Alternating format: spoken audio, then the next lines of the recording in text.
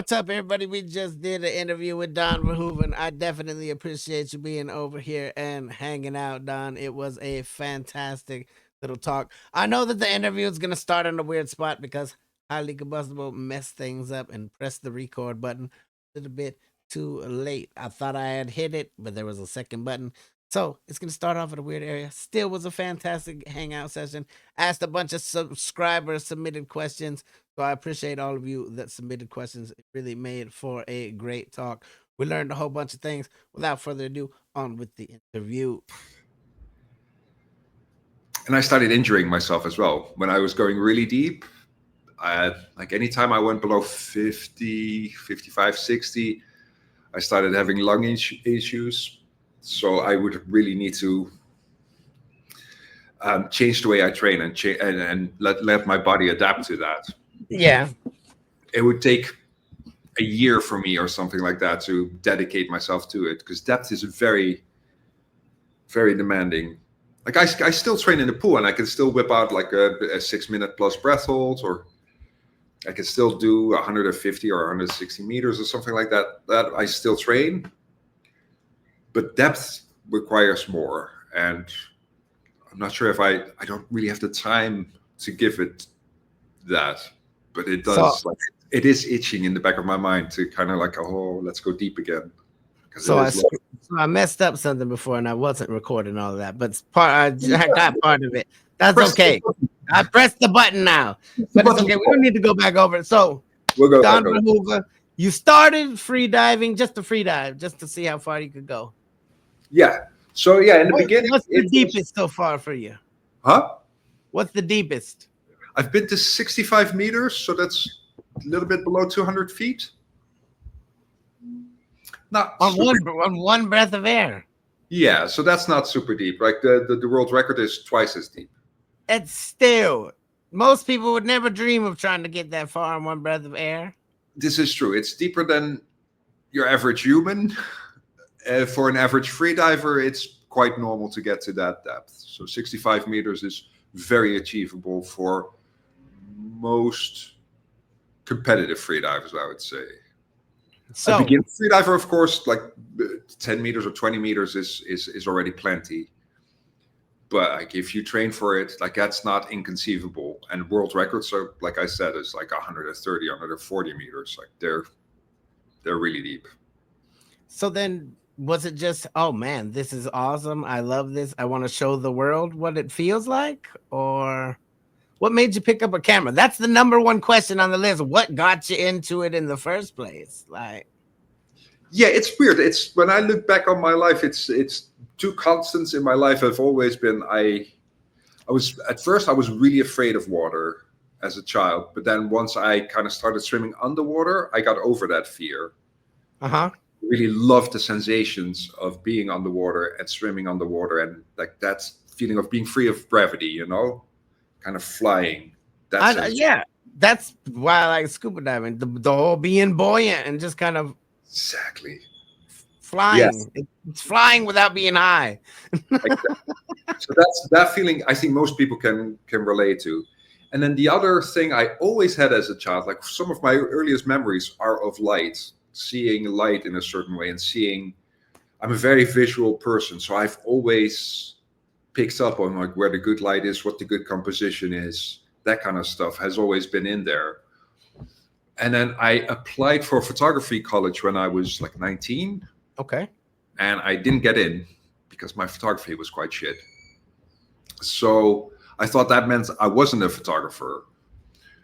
So, but then when I started freediving, you know, I started traveling because you can't really freedive in the Netherlands. The Netherlands is very flat, and like the deepest puddle is like 18 meters or something.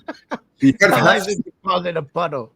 Yeah, these are puddles. And it's very brown water or green water. So it's not very attractive there. So you start traveling to go other places to freedive, and then what happened was my mom started getting worried about me.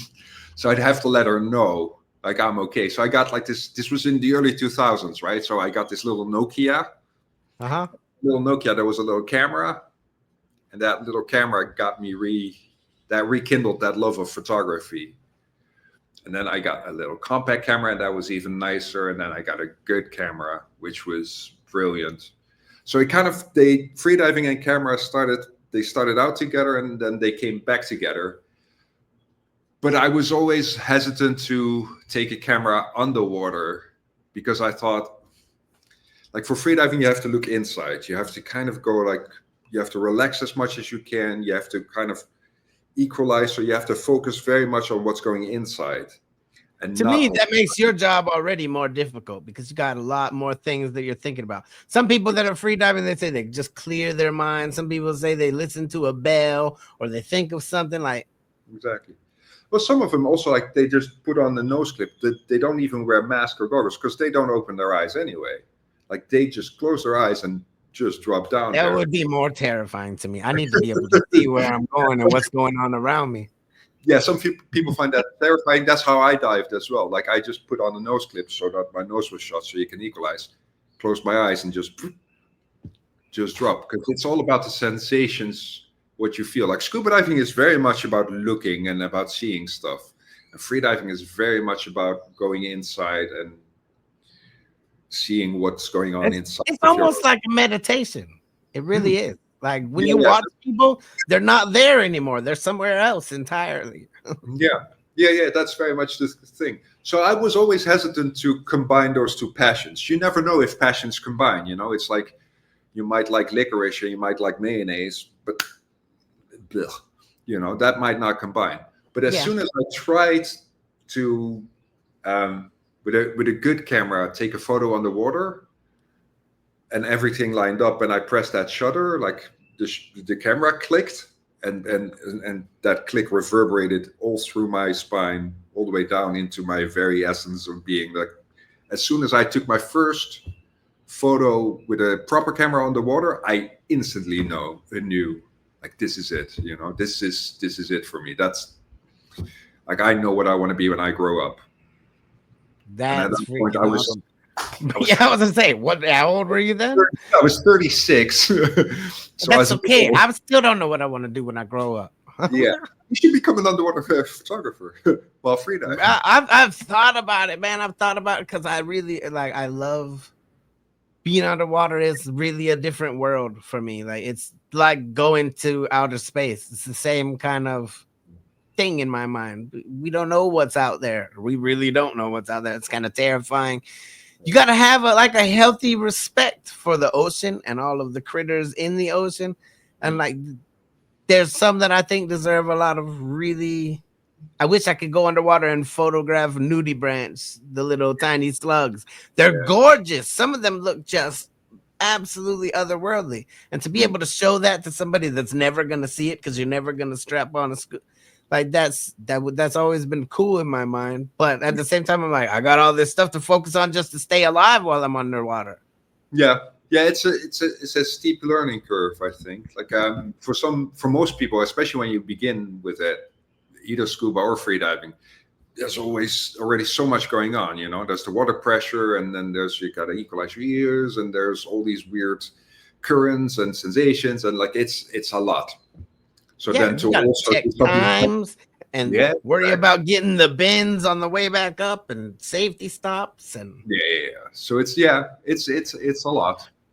But like, that's I think that was the great thing. Like, the moment I picked up a camera for freediving, I'd been freediving for 7 years.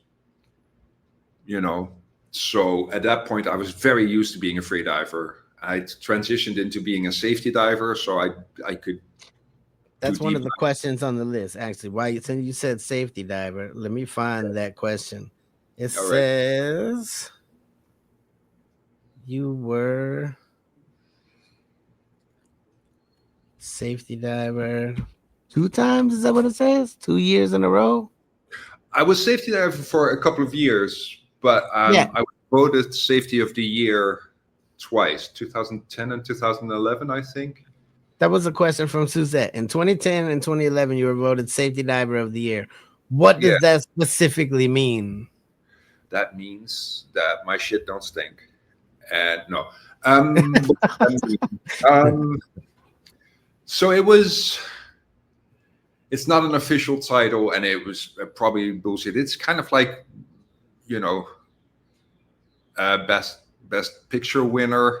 Like, you can't really tell which picture is the best. You can't really tell. It's all based on a personal opinion at some point. But in general, a safety diver is a freediver who accompanies the athlete on the last bit up. So say if somebody goes to 100 meters, the safety diver will meet them at pretty much 30 meters. Usually it's roughly about the third of the depth. So at 30 meters, they'll meet the athlete on the way up and make sure that, you know, the athlete gets okay, so it's literally you're there for the safety of the athlete, because you're also that's a really critical time from that point up to the surface.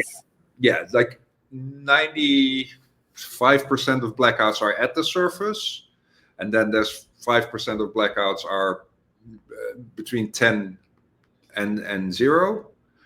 But then there's always like a tiny percentage of like people who kind of like overestimated or something went wrong, and you have to pick them up. They thought they were close to the surface and they actually were. Yeah, or like something went wrong down there. So you got to be ready to pick them up at like 35 or 30 meters. Like, it's very rare that happens, but you have to be able to do it. So I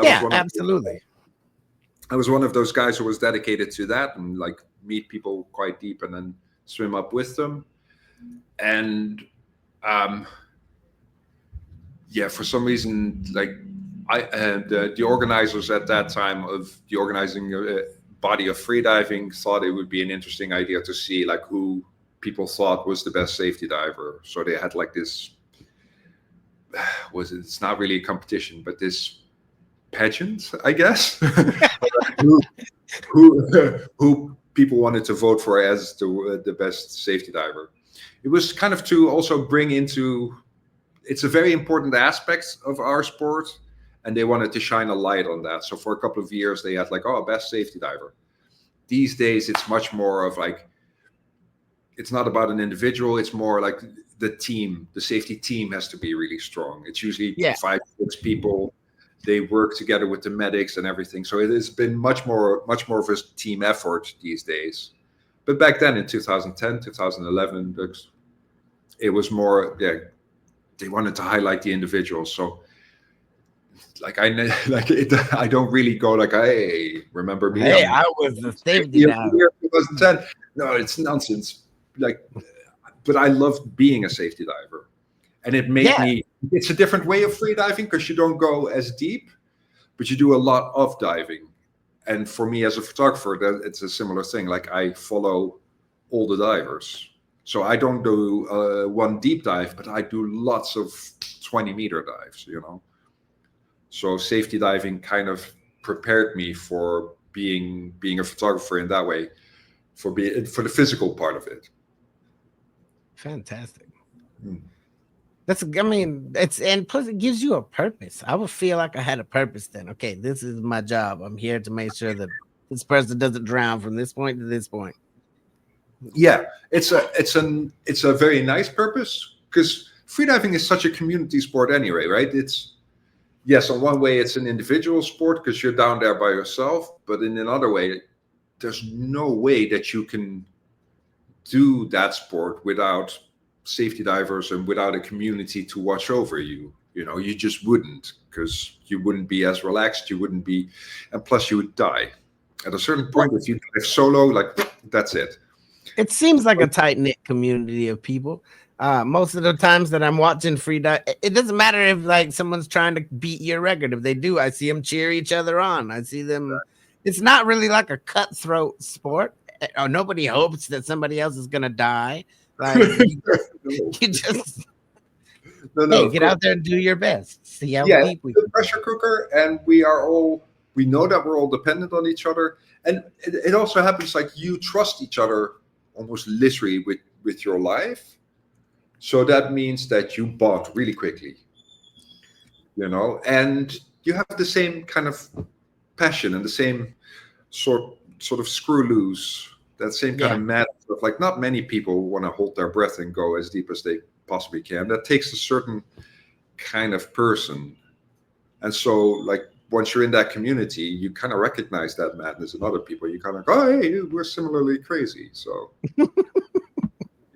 it's kind of like, oh, okay, you have that too. Oh, me too. Okay, cool. So it's because you're part of a certain club once you've gone down a certain number of meters in one breath of air. You have the same passion, and you have the same screw loose in a way. So it's kind of like, I don't know. So it's really easy to get along with people that way, and it's really easy to start trusting them, because you kind of go like, oh, you're coming up from a deep dive and you see that other person and you kind of go like, oh, hi, that's so nice to see you. Because like, I know he's got me. yeah. But also like down there, sometimes it can be a little bit scary, and then you're swimming up and you kind of go like, oh, I hope I make it. And you see your safety diver and you kind of go, oh, thank God. Like, I'm going to make it. I'm fine. It's not, I think it would give you an extra boost of energy. You'd be like, yeah, thank God, there he is. I'm almost home. Yeah, there's a big release. And so for me, what I loved as a safety diver is providing that kind of sense of calm to other people, and providing that, like, you could really be with them, you know, like you're there, you meet them at 30 meters and they look at you and you kind of go like, I've got you. It's all right. You've got this, and you can see them relax, and you can see them like, no matter what happens, I'm in good hands. And it's really nice to, I don't want to call it providing a service, but to be there for other people as well, Yeah, it's fulfilling. Yeah. And I have the same as a photographer. And you get to experience the whole competition that way as well. Like, it's not just your dive. You get to see everybody's dive. Yeah. Especially if you're a fan of the sport like I am. As a safety diver, imagine being at a basketball game and you don't just have court seats, you're on the court. Like, you're there with them. Yeah, that's as close as it gets. Yeah. Like, it's the best seat in the house. And I think the photographer has like the second best seat in the house, because I'm just behind the safety divers, but I still get to experience the whole thing. And so for me, as a fan of the sport, like being a safety diver, being a photographer, those are the best jobs in freediving, I guess. That's freaking awesome. Speaking of, Christina says, how much time and training have you put into getting to where you are today? Is it every day training, I'm assuming? 3 times a week. I'd say 3 times a week in the pool or in depth. And then almost every day, body weight exercises and trying to like prevent my 50-year-old body from degrading even further. You gotta keep it up, otherwise it's just gonna go. Gravity is beginning to affect me. So I gotta keep that up. And then that for 2 decades. So it's a lot of work, but it's, especially the pool stuff, I find it's challenging, but it's pleasant. And the body weight stuff and that's less pleasant, but it's more and more necessary, because like, it's a very demanding job that I have, and if I don't do it, then I can't do my job. So kind of have to. And as a side effect, it's like I'm 50, but I'm relatively fit. That's nice. Let me see. What kind of training technique for your lungs allows you to hold your breath for so long? We're gonna have people out there turning blue today. I know that someone's gonna go try this. Training techniques for your lungs. It's weird. There's stretches you can do, but in the end, it's kind of like just a mental thing. You just have to do it. Especially with the breath hold thing, it was weird, because that was always my least favorite thing, just laying still and holding your breath. So I didn't train that specifically for, I'd say, about a decade. And then a couple of years ago, I picked it up again, and without having trained it, I all of a sudden was able to get over 6 minutes with minimal training, which I could never do 10 years ago. But it's because part of it is getting older. My metabolism has gotten slower. Everything slows down a little bit. Everything slows down, but your metabolism slows down as well. And that's one of the few benefits. Like for me, like I can't eat anything I want to eat anymore because I get fat. But on the other hand, it means that I can hold my breath a little bit easier for a little bit longer. So I think the best training for breath hold is actually getting old. Yeah, you heard it right here, folks. Old. That's a very good technique. And other than that, it's a very, very much a mental beast. Like if you work on your mentality, if you can relax into being uncomfortable, that's the best thing you can do, I think. Absolutely. I knew it was a lot of mental, but my God, holding your breath for a minute as a normal person seems like an eternity. 6 minutes seems freaking impossible, but yeah. Well, there's no age limit, obviously, folks. Yeah. But I held my breath this morning, and that's the thing. Like it never gets any easier, but you can live with the discomfort longer. Is it easier to just hold your breath for 6 minutes on top of water, or is it easier underwater? If I have to do it now, I'd fail. It's easier for me to have your face in the water and to lay there, because you don't, like, even when I'm just sitting here, like I still have to keep myself a little bit upright, right? But if you're laying in water, you can just let gravity take over. You're gonna, and everything. It's just everything dead.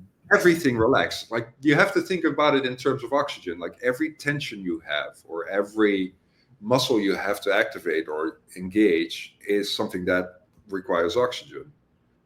So the less muscle activation you have, the more oxygen you conserve.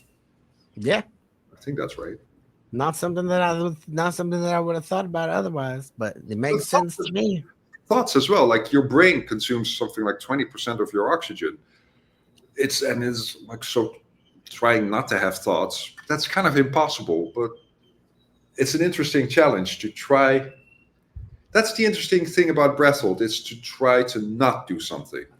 It's very difficult to not do something, not move, not have thoughts, not breathe.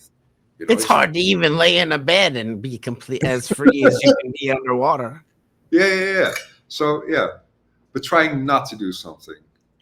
It's kind of like when you really have to pee and you try not to pee, like that's really. It makes you want to go more. Your body's going to be screaming at you to do it. Exactly. So, and in that screaming, when somebody's screaming at you, to try and relax into that, that's always a fascinating challenge. And I don't always live up to it, but like it's always there. You know what I mean? Uh-huh. Let's see. Emma says, Daan, your videos are not only the beautiful images of people diving and exploring the sea, but also the music and the spoken word are part of it. What's the process of creating all of these three? What is the process of creating these to make the final video? Do you write a script? How do you choose the music? And thank you for the beautiful videos. Oh, thanks, Emma. It's nice that she picks up on that, because I always find, like, my father was a writer, so that's another question about your father in here too. Yeah.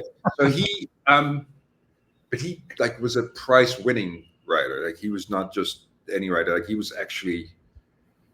got like the Netherlands' most prestigious award for writing. And so for me, writing has always been the highest achievable of the arts. And photography has always kind of been a little bit more, like, I almost feel like it's cheating, because I can quite intrinsically see a frame. Like it's already there. You just have to frame it up, But whereas writing is, you start with an empty page and there's literally nothing there. And you create the whole everything. And then you have to create everything, and with words as well. So that, for me, writing is always the hardest bit of a video, which is why most of my videos are without words, because that to me is much easier. As soon as there's a script involved, I think, oh, shit, I gotta write.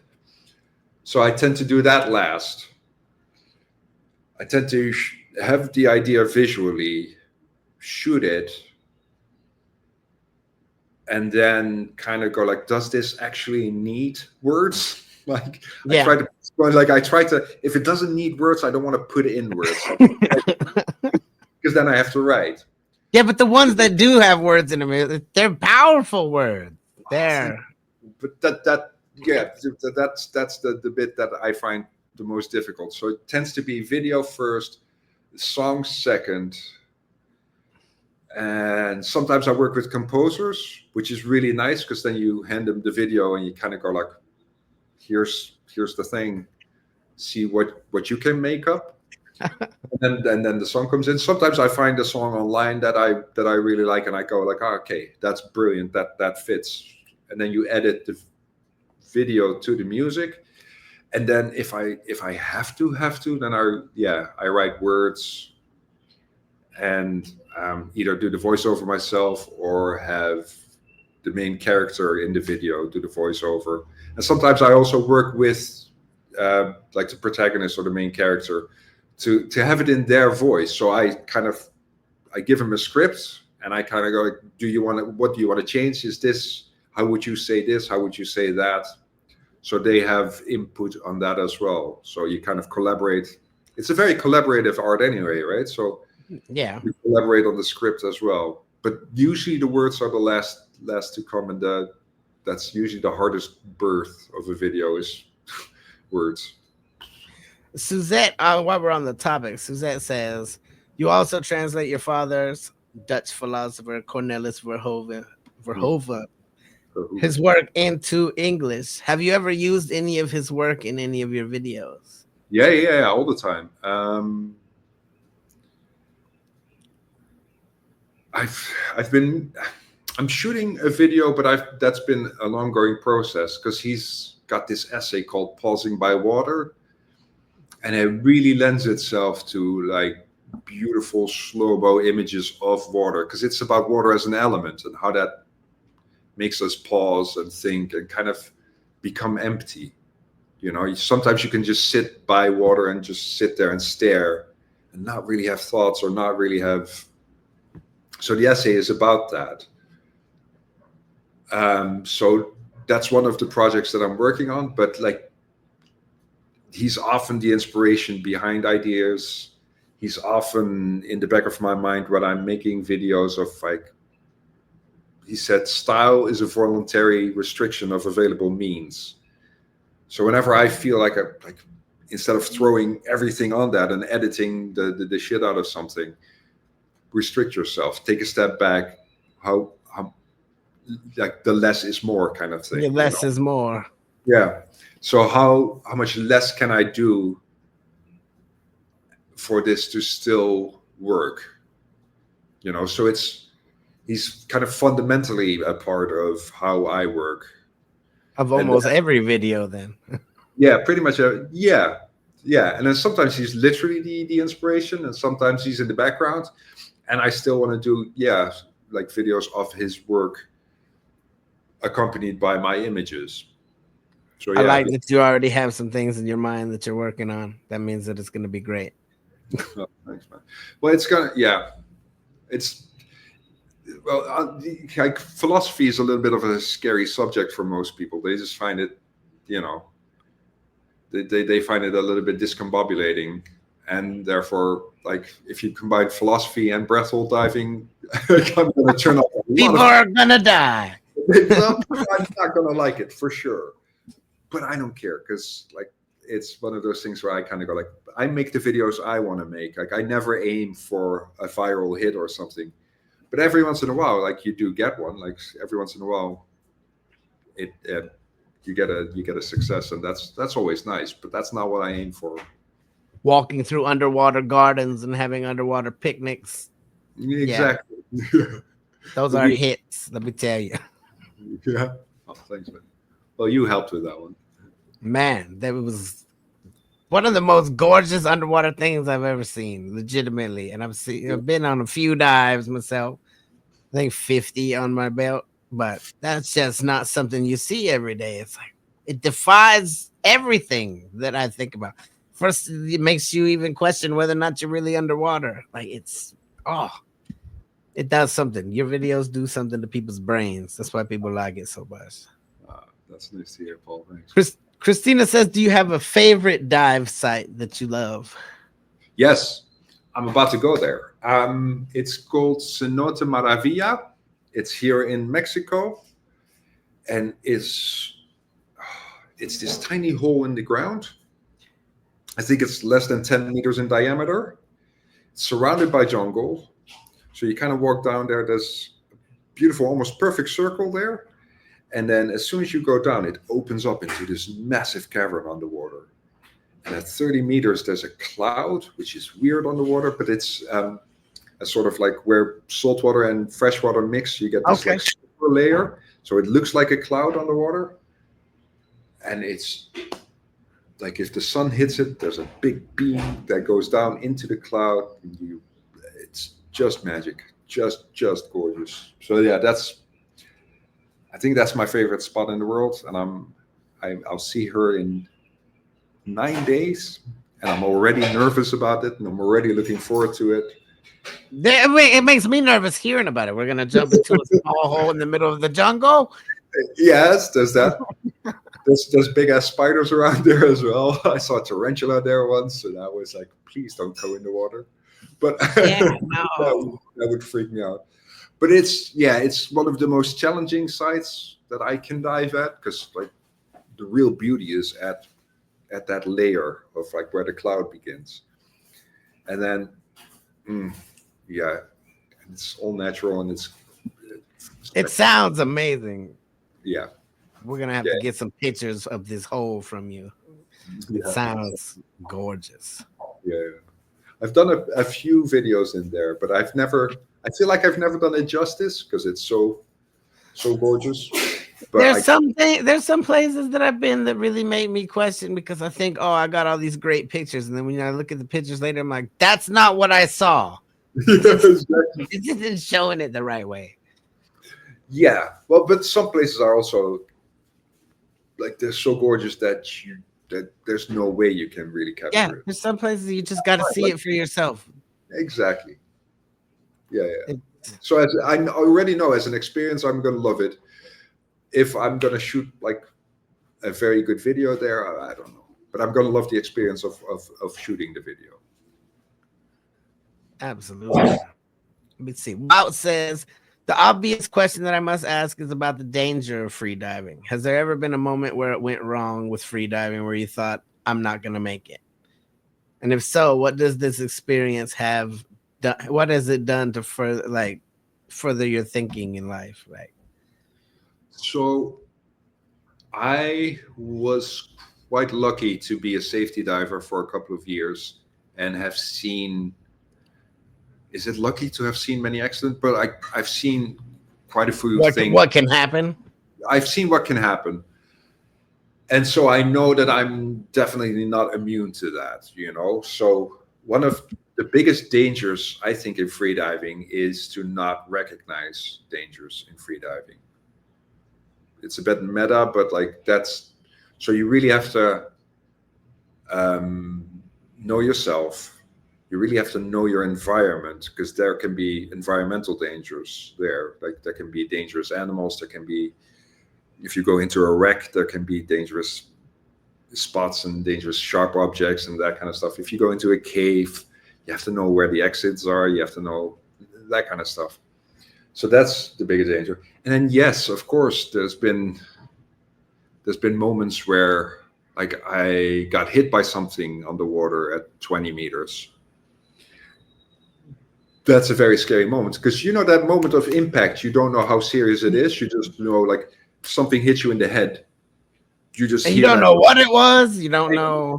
Yeah, something hits you, and you're not quite sure if like, okay, how serious is this? Am I going to be okay? And then I still have like 20 meters to go above. Am I going to make that? And that kind of stuff. And it usually takes a couple of seconds before you kind of register like, oh, it seems okay. So like those moments happen, but I always make sure that somebody's watching me as well as that I'm watching everything. I never do this by myself. There's always a good safety looking out for me as well. That should be across the board. If you're going to be underwater doing anything, always have somebody with you. Yeah. That's the thing. Like the accidents that you hear about in freediving or in spearfishing, 9 times out of 10 they were solo diving. You know, they were by themselves, or there was Scuba no other. diving's the same way. It's not Yeah, safe to do it by yourself. It's yeah, just not. exactly. So, but as long as you, like, I always keep in mind that I'm always very conservative, and I'm always quite, if I'm gonna do a dive that I think is a little bit edgy, I get very nervous. Like, I'm very risk aware because of years and years of experience, because I've seen so much stuff that instead of giving me a false sense of security, it has made me hyper aware of, like, okay, there's a lot of factors here, and I keep that in mind.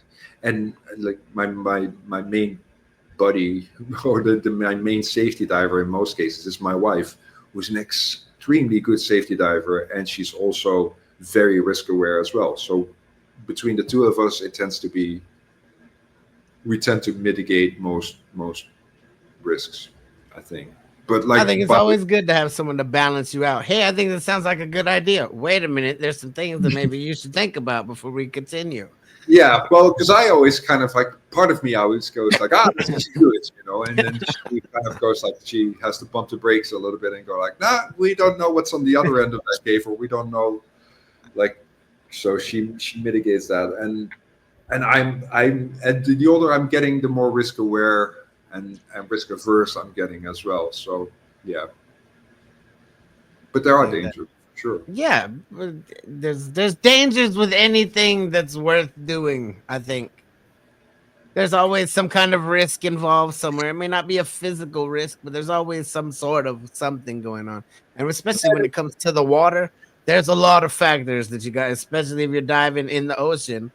You Yeah, don't know what's going to happen. You really don't. You just have to have like a healthy fear of it. yeah. Like, I'm thinking about the first time I went free diving with crocodiles. I'm Oh, kind hell no. right? That's murky water. Well, no, it wasn't that murky. It was all right. It was also here in Mexico, but like, I had never really dived with an animal like that before. Like, I kind of, like, I've dived with sharks, and I kind of understand shark behavior, and I can read them a little bit. I can read mammal behavior, so like seals, dolphins, whales. You can kind of, like, you can tell what mood If they're in. something's up. Yeah, if something's up, but like an alligator or a crocodile, I I It's don't a know. dinosaur. You don't know what it's gonna Yeah, do. kind of like, it's quite an alien thing, and I was like, so I was curious also to see like how I would respond to that, And then you get in the water with them, and you kind of get a feel for them. Like, you switch to instinct, and you kind of go like, oh, okay. Well, It still had to be more terrifying than diving with sharks. yeah. Oh yeah, for sure.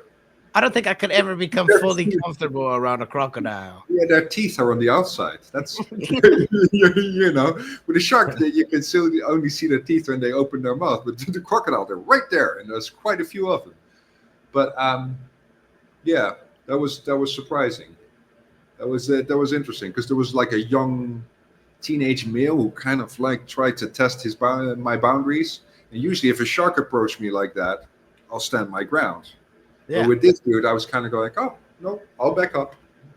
My instinct was you to, win. like, You win. yeah, it's like, no. I didn't, like, I know not to act like his prey, and I know not to flee. Yeah. But I also knew, like, okay, you got to respect this dude and back up with him, And that's what it is. It's you got to respect the wildlife, no matter what. If you're interacting with wildlife, there's ways of surviving things. I've dove with all kinds of sharks, but I've never had any problems with any of the sharks.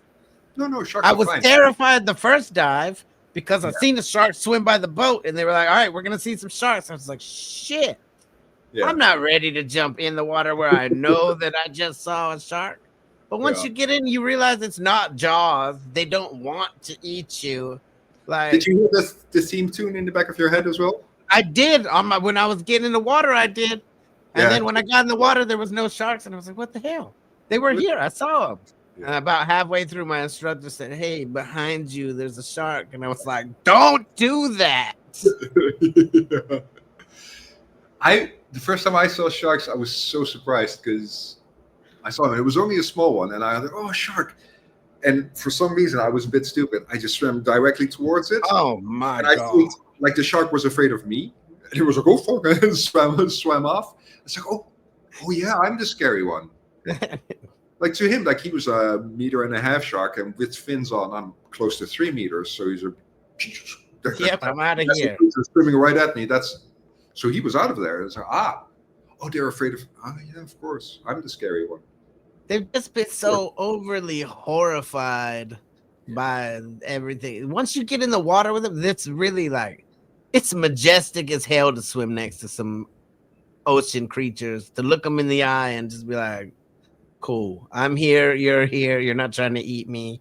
Yeah. And that's what got me over my fear. I'm not afraid. That's not to say that I want to ever meet a great white shark in the water. I don't. That's not a shark that I want to run into. It's not a shark I want to dive with. I kind of No. Yeah, I figured you did, because you're the kind of person that jumps into holes in the middle of the jungle. Yeah. I met a tiger shark. That was nice. Yeah, tiger sharks. Bull shark. Sand sharks look kind of menacing because their teeth are kind of on the outside too, and it's just like they look like they need an orthodontist. Yeah. Those ones. That one kind of got me. It just looks scary. It's not really scary. I've never had like a real scare. I've had one come near me, and you just kind of move out of the way. Yeah. And or either that or move them out of the way. Like, get the hell out of here. Yeah. Yeah. Sharks are. Yeah. It's weird, isn't it? Like people are so prejudiced against them, and then they swim with them. You kind of go like, okay, that's magic. Oh, and just kill all the sharks. They're all bad. Wait a minute. Time out. Yeah. Yeah. And the funny thing is, like, they're dinosaurs as well. Like, they're millions and millions of years old. They've been here longer than us. Yeah, but they also they seem so perfectly evolved. Perfectly evolved. Like they don't need to evolve any further. It's perfection. Whereas like alligators, they're weird. I think an alligator is just a Tyrannosaurus Rex that fell over and his arms were too small to stand back up. So now he lives in the mud. I didn't know this, but so they can snap like this, right? The teeth are like, but they can't open. Chew. Yeah, well, that's not as strong, but also they can't chew. So in order to chew, they have to shake or roll. And in order, like that, or they shake. And in order to do that, they have to move their whole body, like their upper body, out of the water, which looks really silly. And then they can't swallow, so they have to put their entire mouth in the air. Toss it back. You kind of go like, dude, you're not evolved. Like that's primitive. You how the hell did you survive? I still don't want to be eaten by one because it would still be painful. Yeah, extremely painful because they're not very efficient eaters. That's not one I want to jump in the water with either. You're a brave man, just swimming with the crocodiles. Yeah, that was. There's that other girl. I see her swimming with great whites, holding onto their fins and shit, and I'm like, oh no way, that thing could just turn around and cut you in half. Yeah, I would. I don't think I want to. I find it disrespectful a little bit to touch sharks. I'm not a fan of touching any sea life. Yeah. I like to look at it and what it's doing, let it do what it's gonna do, but I don't want to mess around with it. No, sometimes they instigate the touch. Like we have seals in the harbor where we live, and they sometimes come to you and they grab your fin and they look at your fin and they kind of and then they look at your extremities. If they instigate it, then you can kind of give them a little scratch or something. But you don't go up to a shark and go like, oh, that's not cool. They're not pets. No, definitely not pets. It's there. If you're gonna be in their area and you can observe them. But that's the other thing. You're again.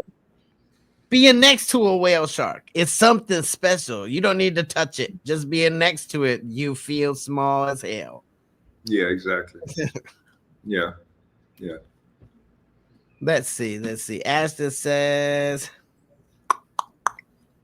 How long does it take to get all of the content for one video? Obviously, you're not shooting a whole video while you're underwater, are you?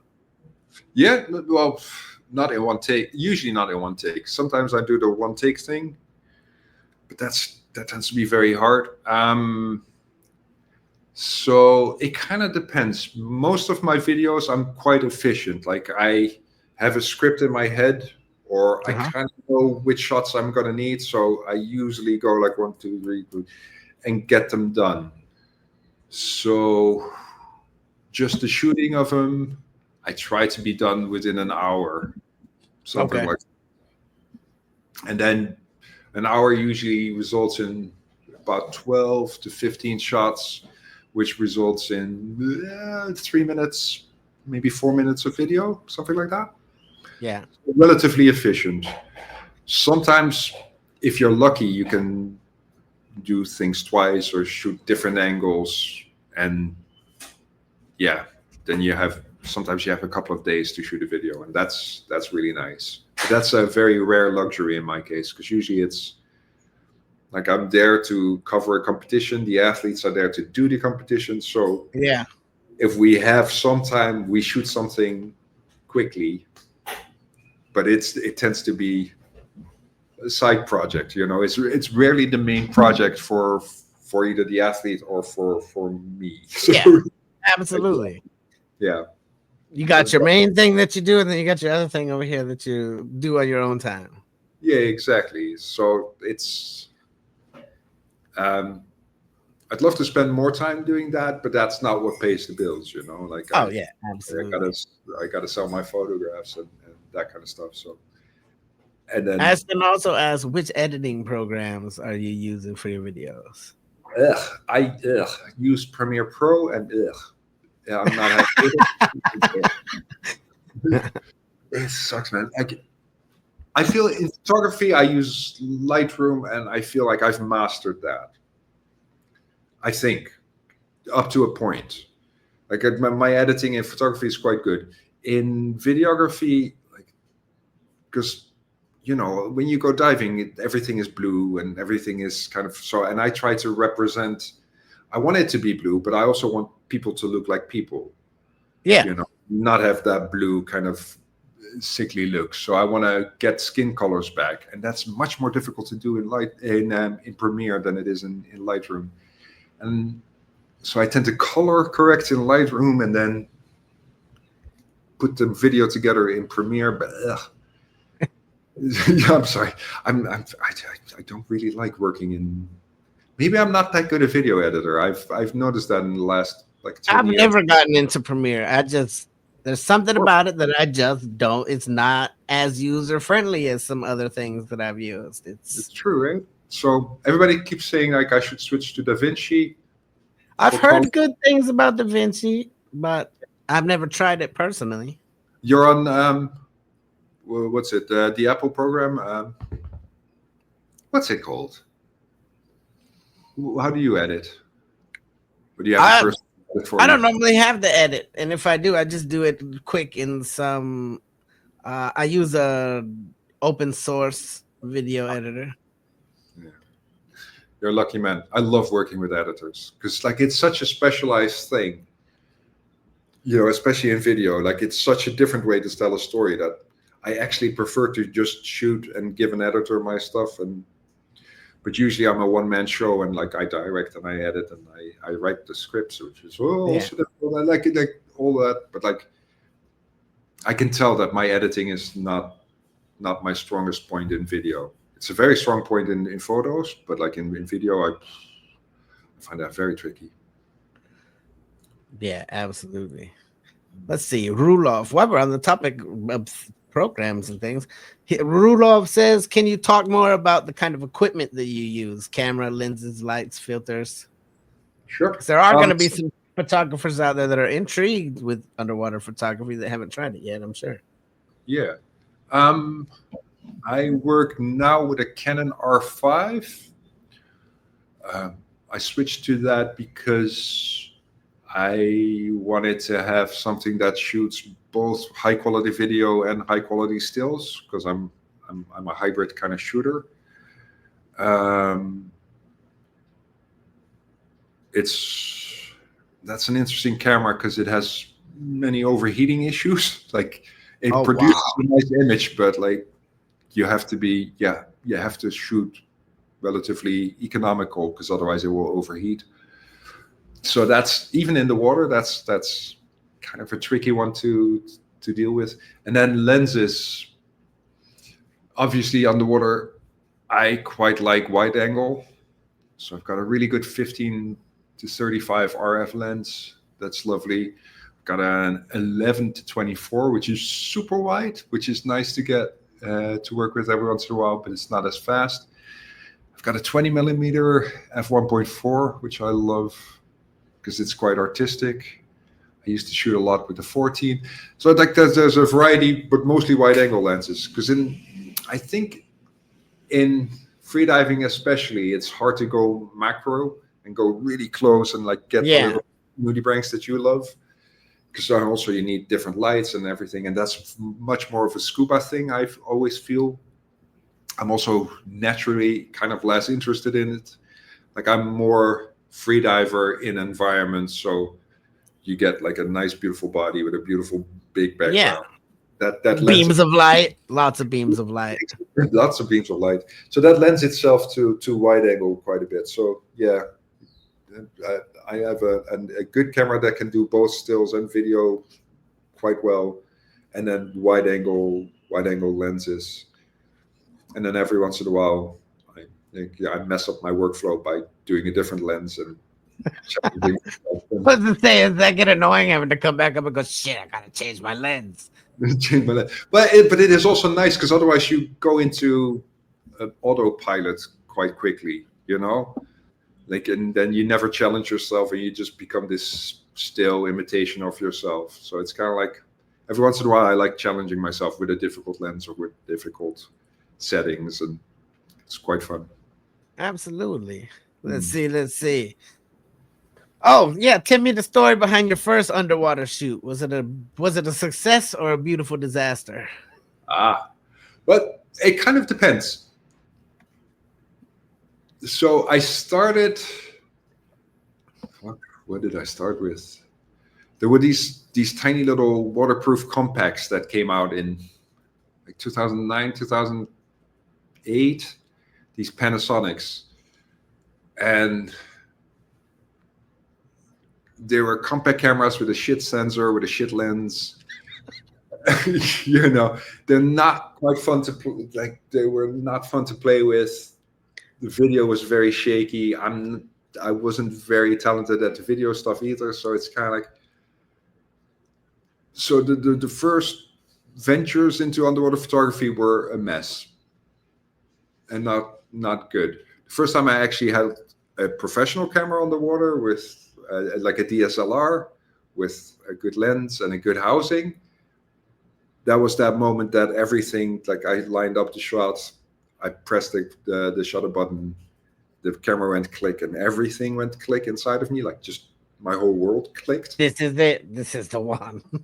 That was then, but that was also that. But that was a good picture. That was everything about that dive, and about like I still remember everything about that. Like I remember lining up the shot, and I remember waiting for the moment that my wife swam into the right position. And like I don't remember a lot of pictures, but that one I do, you know, because like everything came together in that moment. And it was one of those moments where you kind of go, oh, okay, that's going to be my life. That's it. So that I'd like to think of that as my first shoot on the water, and that was very successful. Yeah, that was wildly successful. That's fantastic. Hmm. Any close calls with any marine animals? Yeah. Obviously, crocodiles. Well, that was never any danger there. I think he was just trying to intimidate me. I've had like a barracuda not chasing me, but those things are mean bastards. I don't like barracuda. No, me neither. And like he just wouldn't. He never really snapped at me, but he kept trying to threaten me, and he kept following, and he's kind of like, oh, dude, piss off. The stupidest or weirdest thing I've ever had to do was I was filming blue sharks. And blue sharks are an interesting species because they're very beautiful. That blue is really intense. And they have a really long head, like this cone on their head, and their mouth is somewhere down here. So there's like cone, cone, cone, cone, cone, cone, and then mouth. So you get a lot of warning if a blue shark is approaching you or if it's trying to bite you, because it has to turn around and then like all that nose has to come back and all that cone. But this one was interested not in me, but in my dome, the camera dome, which is this big glass round thing. And he came really close, and that was lovely. It was like, oh, I got a close up of the shark. And then I saw his eyes close, and he turned, and he wanted to nip. He wanted to like explore my dome, my glass dome, with his sharp teeth. And instinctively, I was like, I wanted to protect my dome because I don't want scratches on there. So yeah, no, I don't want you to mess this up. It's not cheap equipment. Yeah. So I punched him. Like, this was not that big a shark, but it's really solid, you know. It was like pure muscle. So I boonk, and I just hit pure muscle, and he was not that impressed by my punch, but I kind of like, oh, I punched the shark. He just kept swimming. Like he didn't bite my camera, but that was the closest I got to like having scratches on my dome or having when it comes to wildlife. There aren't a lot of people that can say that they've punched a shark either. Yeah, that was still a relatively low amount of people that can. Yeah, you shouldn't. You really shouldn't. Like that was a split decision, and it was a little bit stupid. But like, please note, it did not hurt the shark. Yeah. If anything, it would have hurt its hand first. Those are some muscular creatures. Yeah, and we had an interesting encounter with a bull seal once. He was. Oh, that's too big though. That's a massive monster.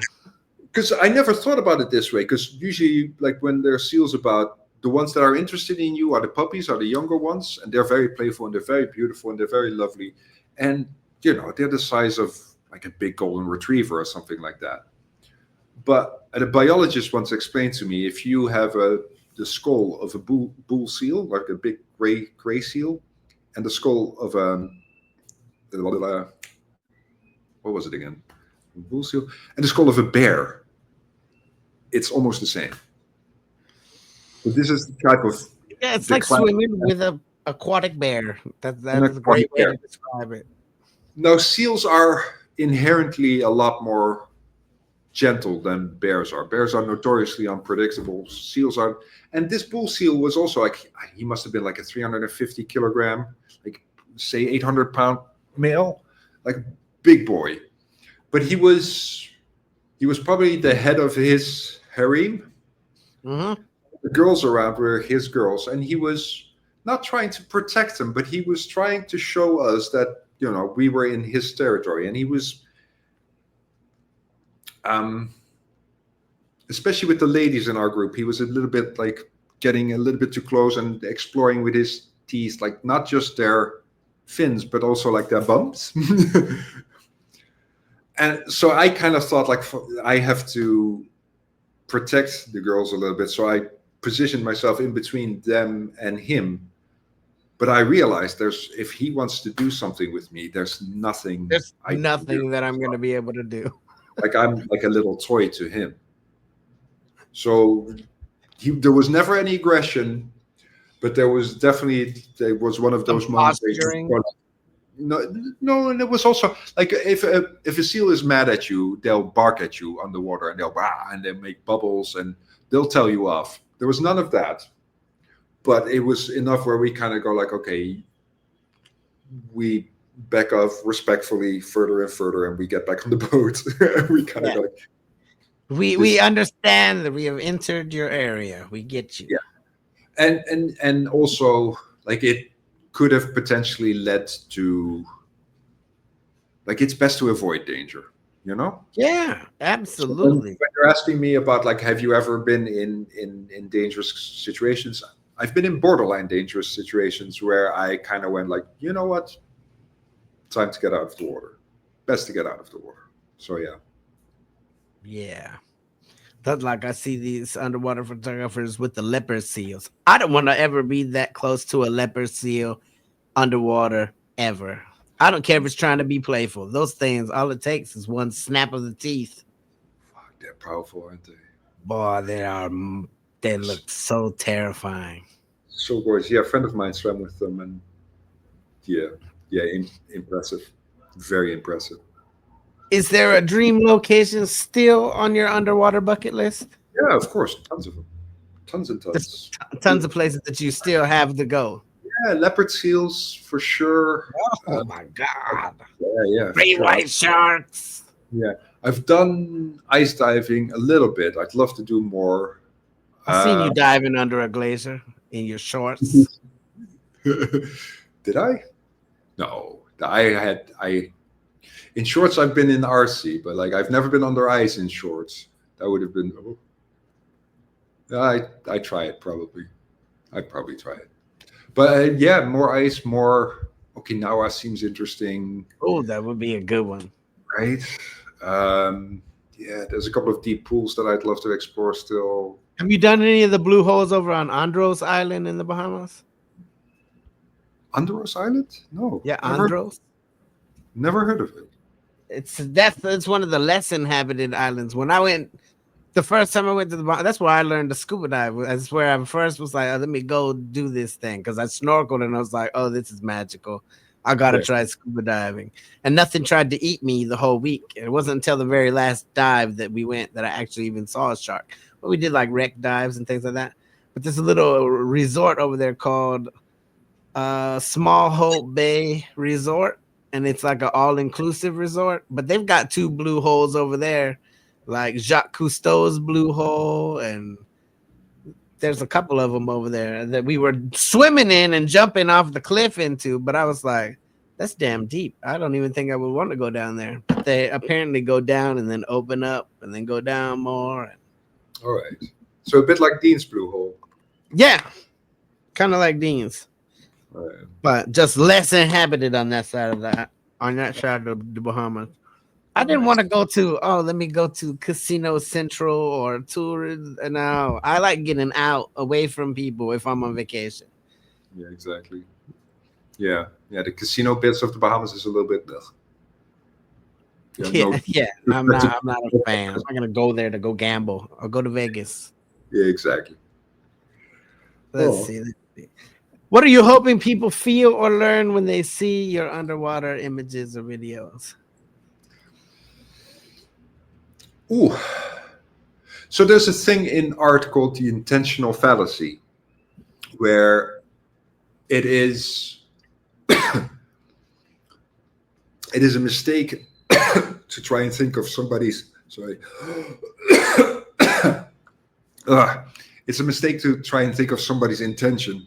What the artist tried to tell you, it's kind of like you have to figure that one out for yourself. I also think as an artist, it's kind of like it's a mistake to want to evoke emotions too much. Like I like people to have their own idea, but having said that, like a little bit of a sense of awe and a sense of wonder about the underwater world and how little we know about 70% of our planet. That would be nice if they Yeah. talk about that. Also, like that sense of like, I didn't know people could do this, you know? Because it's not just me that can do this or my wife that can do this. Like we run a school in Cornwall, and we teach people to do this every day. You know, it's very normal people that can do extraordinary things. Like it turns out that humans are quite capable of doing this. So if like a person watches my movie and they go like, "Oh no, but like I could never," maybe you could. You can. I think You you just can. gotta have the right mentality. If you go into it saying that, hey, I'm gonna go try this, and you might end up loving it, and then God only knows what could happen. Yeah. But I it's went sad. from not wanting to be in the water to wanting to be in the water all the time, and I can see it would be the same exact thing over there. Like maybe someone's gonna do it, and they're gonna be like, "Man, I've been missing out on this my whole damn life." Yeah, I had the same thing. And when I first saw images of freediving, like those people like that go on sleds or that swim really deep, I thought, oh, no, that's not for me. But then I saw somebody swimming down to like 15 meters and going into a wreck. And I thought, yes, that seems. You're still a different mind. You definitely, But part of me kind of thought like, oh, that must be like, it's right on the right side of being very scary, but very tempting. You know what I mean? Yeah. Like, it's not so scary that you don't even want to attempt it, but it's scary enough where you kind of go like, oh, that seems, that seems, yes, that's scary, but attractive. You know. Then we're getting down to the last questions. Right. When does your shoot start? Tomorrow, huh? We've got a cenote tomorrow, and then the competition next weekend, and then after that. So you're down there for a minute. Yeah. It's gonna be this month. Yeah, it's gonna be a nice month. I'm assuming it's warm over there then. It is 30 degrees. It is. Can I say hot as balls? It's hot. It sounds delicious. It sounds delicious. I'm a tropical person. Yeah. I see. I'm a Northern European, so the first couple of days I'm always like, "Hey, I'm sweating. Oh, it's too warm."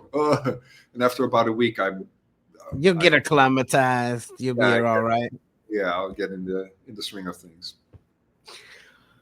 Let's see. Any guilty pleasures? Crack. No. Guilty pleasures. That's fantastic. So, okay, yeah.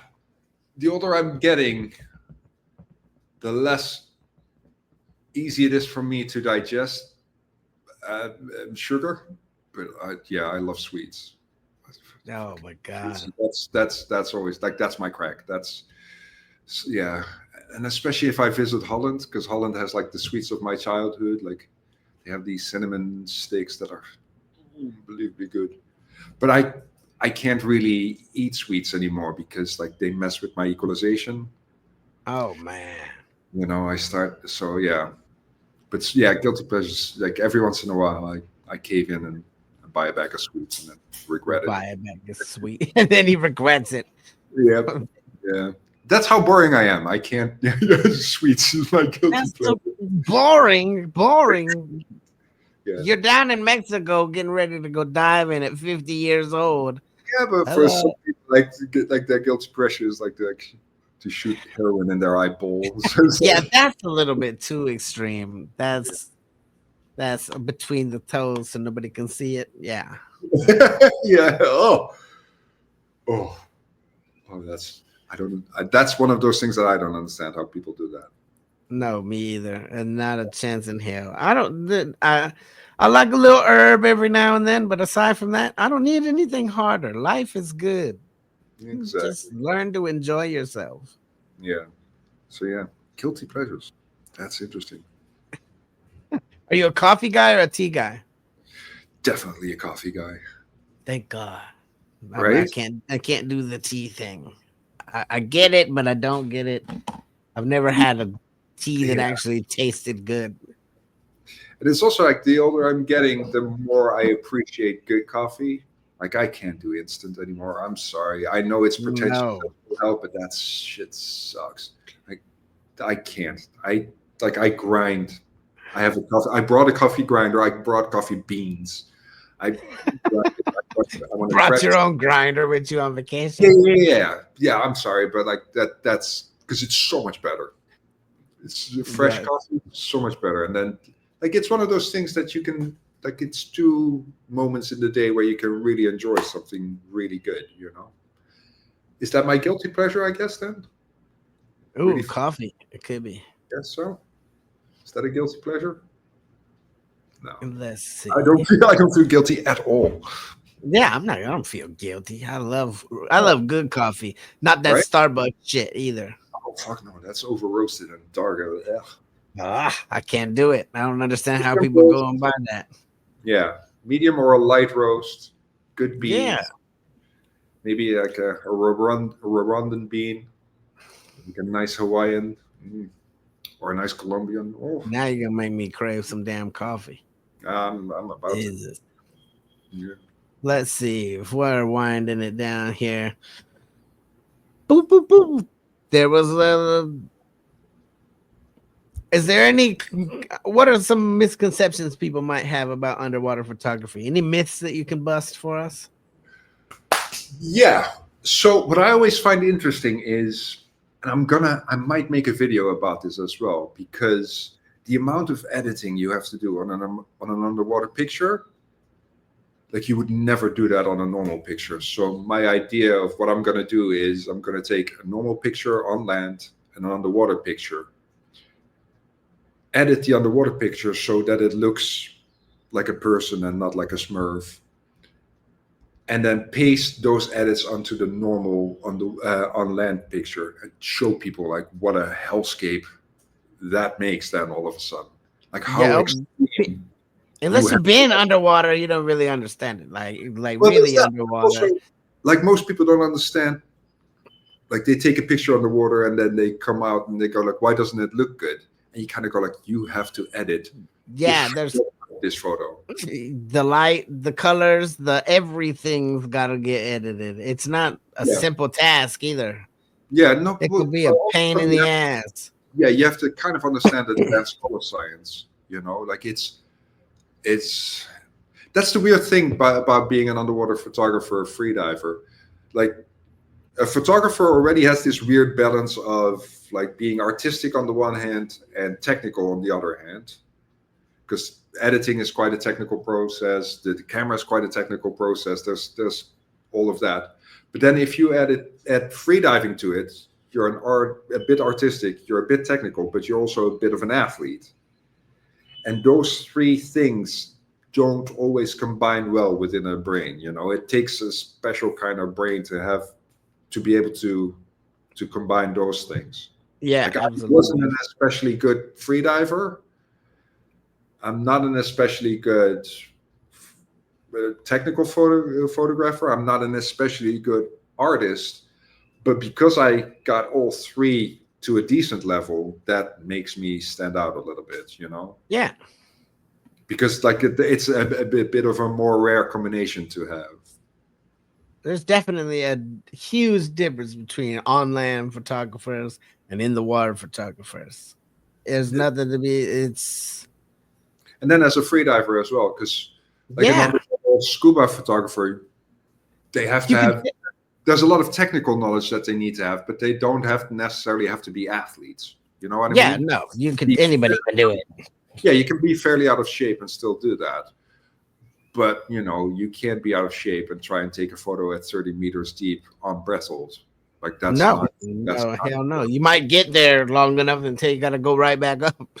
You might not have time to be patient and wait. And so that combination of factors is, I think that's one of the reasons why you don't see like that much of that kind of content, especially not on YouTube. Absolutely. Well, I appreciate you getting on here and chatting with us for a while. I know you got a busy trip ahead of you. I always appreciate seeing your videos and the reactions you do.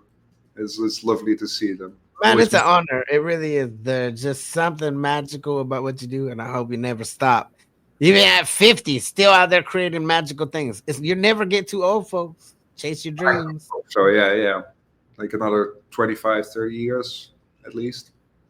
That's freaking awesome. As well, with your enthusiasm, it's really nice to see. It's really a pleasure to like. I always feel better after I've seen your videos because of that love. It's worthwhile content, man. It really, really, truly is. Like, especially once you do. I know sometimes you say you don't like to write, but when you add words to something, boy.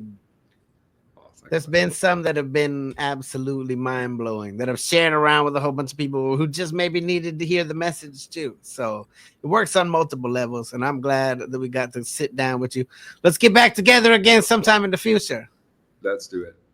And we'll have another chit-chat. Excellent. Cool. All right, I'm going to go ahead and close. Is there any shout out your socials, shout out everything like that? Where's the best place for people to find you?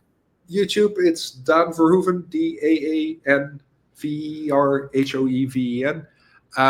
Instagram, something similar. Yeah. Okay, just look up your name and there you'll be. Exactly. I'll be there. Well, we look forward to the future videos. Be safe on your shoot and enjoy going to see your favorite diving spot in the world. That should be awesome. Cool. Thanks, man. Hey, thanks, Daan. See you.